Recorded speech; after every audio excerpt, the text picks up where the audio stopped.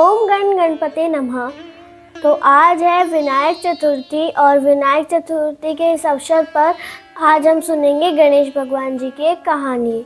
तो चलिए सुनते हैं। एक बार एक गांव था, उसमें एक माँ बेटी रहा करती थी। तो ना उस लड़की के पिता थे और ना उसका कोई भाई था। तो उस लड़की को हमेशा अकेला सा लगता था कि मेरे साथ कोई नहीं है। तो उसकी माँ ने एक दिन उसको गणेश जी की एक मूर्ति लाके दी और बोला कि आसी यही तुम्हारे भाई है।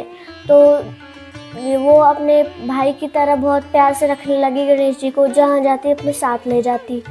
तो एक बार गांव में लगा मेला, तो वो लोग वहाँ पे गए, माँ बेटी दोनों गई। तो भीड़ में एकदम से गणेश जी कहीं छूट गए। तो फिर वो रोने लग गई कि अरे गणेश जी कहाँ हैं, मेरा भाई कहाँ गया।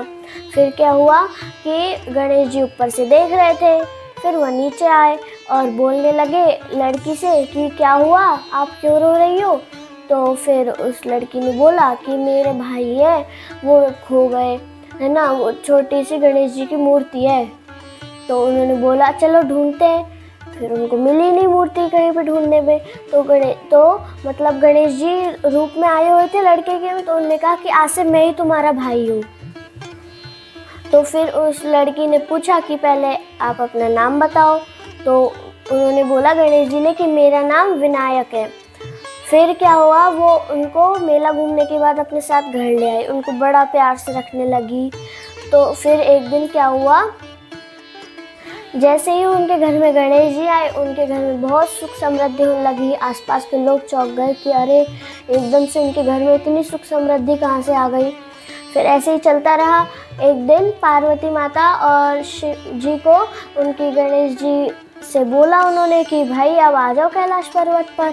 तो गणेश जी ने फिर बोला कि आ जाऊँगा मैं। और वो माँ बेटी जब जा रहे थे, जब माँ बेटी को अपना असली रूप दिखाया उन्होंने, तो फिर वो कहने लगे कि आप थे मेरे भैया, मैं समझ गई।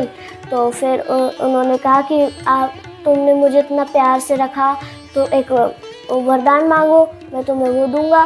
तो फिर उसने कहा कि मेरे को जब भी आपकी ज़रूरत पड़े, आप मेरे भाई बन के हमेशा मेरे साथ ही रहना।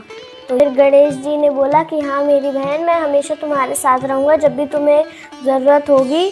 और फिर क्या हुआ, तो जैसे गणेश जी महाराज आपने उस लड़की के भाई बनकर आए, उसके साथ उसको मतलब बहुत अच्छे से रखा, उसके घर में सुख समृद्धि लाए, वैसे सब हमारे और आप सबके घर में भी सुख समृद्धि लाना।